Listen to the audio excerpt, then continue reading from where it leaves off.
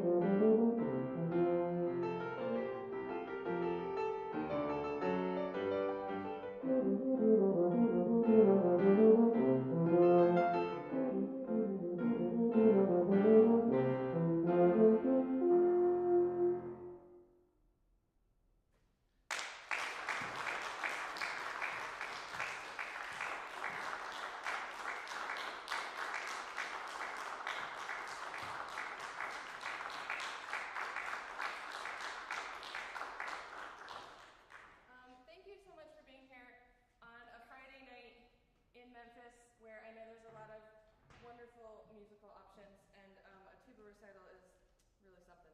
So I appreciate it. As Zach said, my name is Beth. I come from Nashville via many other places. And I just want to give you a few words about the program tonight. I just tried to pick things that I really enjoy playing. Honestly, that's kind of the only logic here. And pieces that I think work really well on our instrument. And I think one of the great things about our instrument is that nobody decided to write music for it until the last 50 years, which means you can just steal everybody else's, and it's great. So that being said, I think the first piece is really cool because it's a piece that's written for us, but in the style of Bach.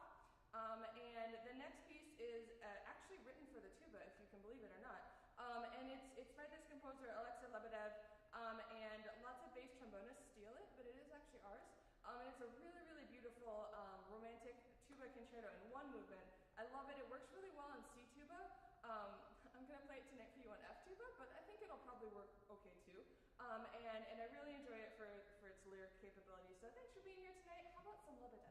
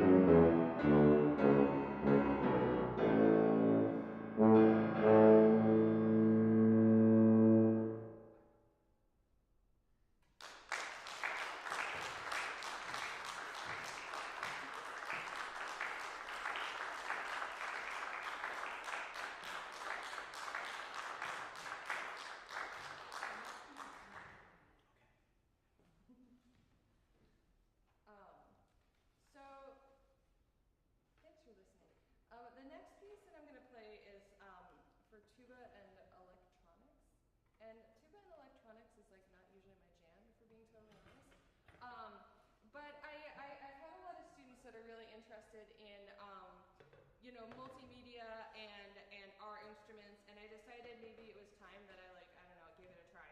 And so I started with this piece. One of my students, so I used to teach at Appalachian State University, which is in the mountains, and one of my students picked out this piece called My Mountaintop by Andy Scott. And it's a really cool piece that merges like tuba and electronics, but also with this really cool narrative. And it's set to poetry by a poet named, I'm going to butcher his name, I'm so sorry. His name is Lem Sisse, and he's an English poet. And it's this poetry that's inspired by his time growing up in sort of inner city, I think it was Manchester, in England. And you'll kind of hear how it expands and then contracts. And there's this really cool narrative, and the refrain, if you will, I don't know what you call it in poetry terms, but the refrain is I carried on and I carried on. And the idea is that, nevertheless they persisted, shall we say.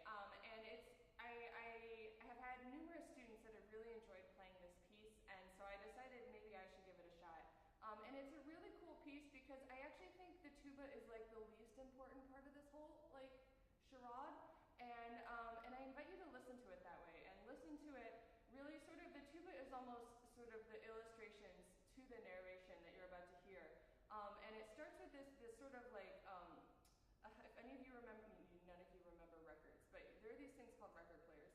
And there's this static and crackle and that you kind of get at the beginning and ends of discs, and it starts that way, and it's kind of cool how it unfolds and how the story unfolds. So this is My Mountaintop. I hope you enjoy, and thanks for listening. I'm trying to get this set up. Give me 1 second.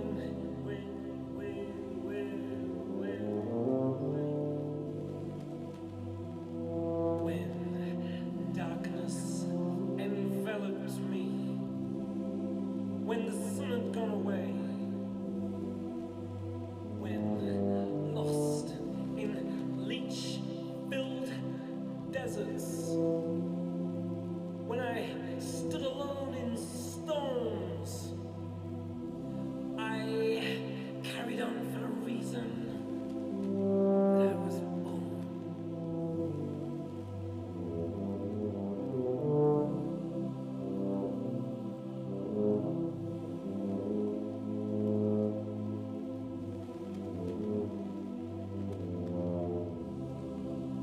When I swam oil-filled waters, when I was thrown on this bitter earth, when I saw a mother's crying face and a dying mother's crying face and a dying mother, when I walked through icy fields, when I slept on beds of snow, when I felt the leaden hailstone, when I swam against the ice floe, I carried on for a reason.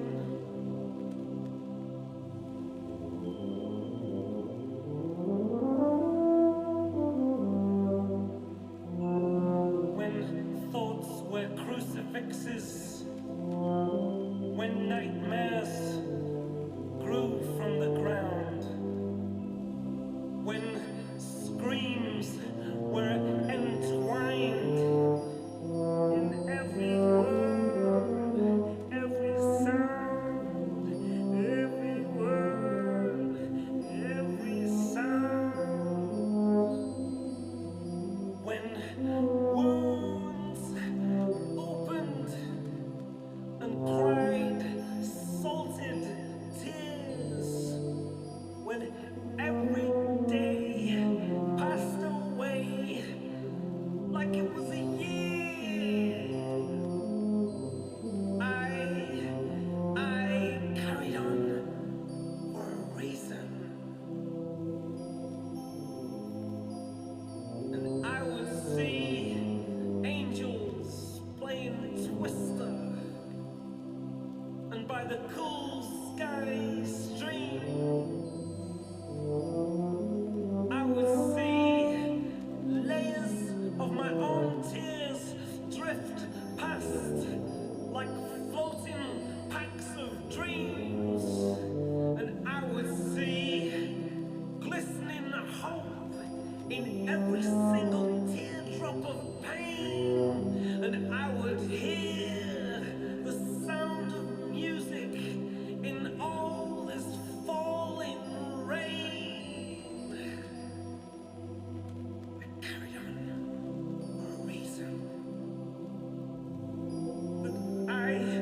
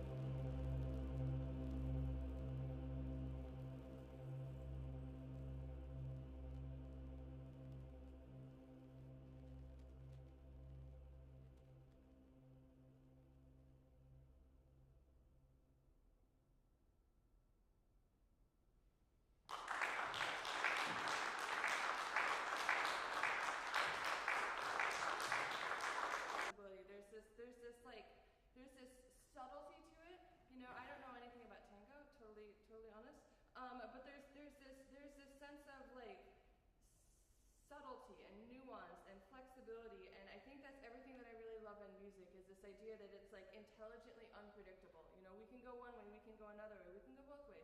And I really love these two tangos that we're about to play. Mostly, honestly, because of the piano part and all of that, and how the tuba part fits into it. But I just find these to be delightfully refreshing. And these are two tangos, Milonga del Angel and Invierno Porteño, I believe, yes. So I hope you enjoy.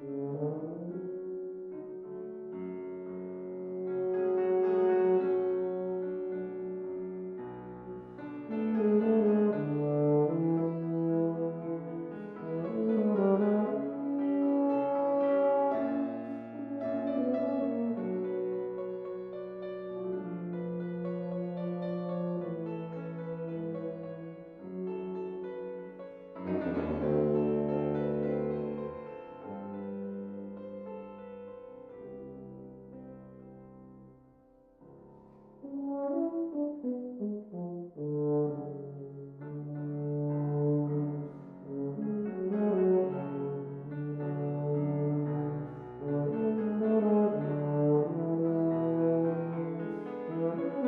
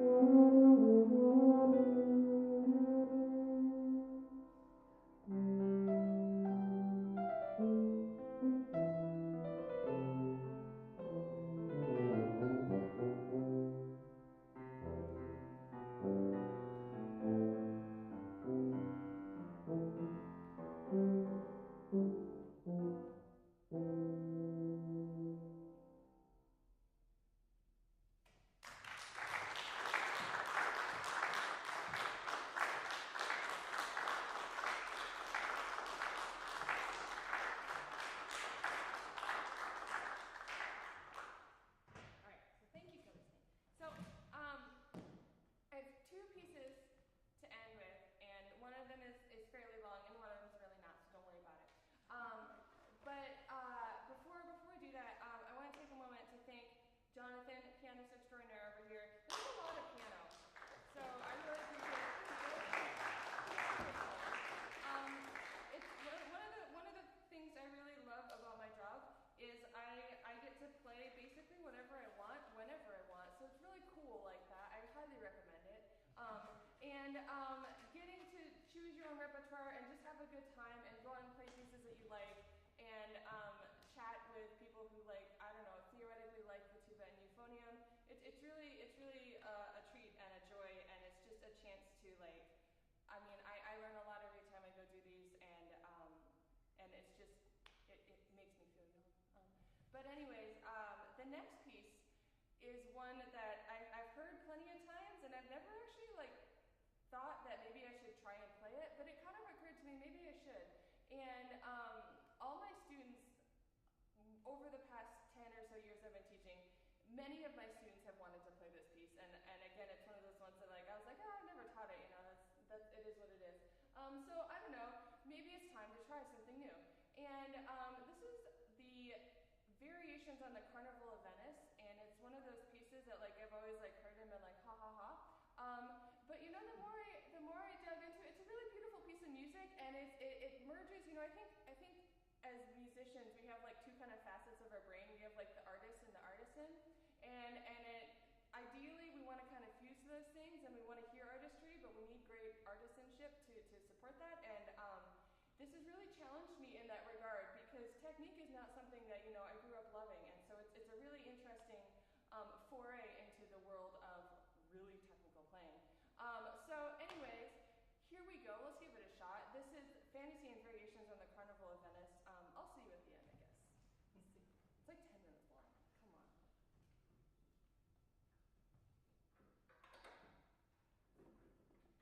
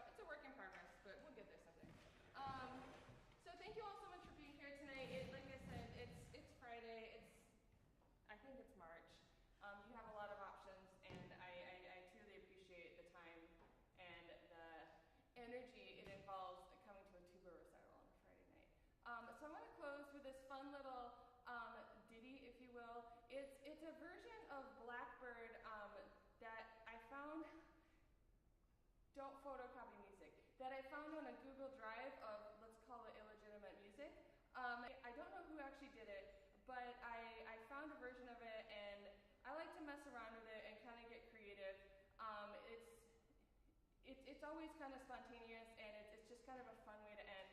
So this is Blackbird, and thank you again for being here tonight. Have a great rest of your weekend and rest of your semester.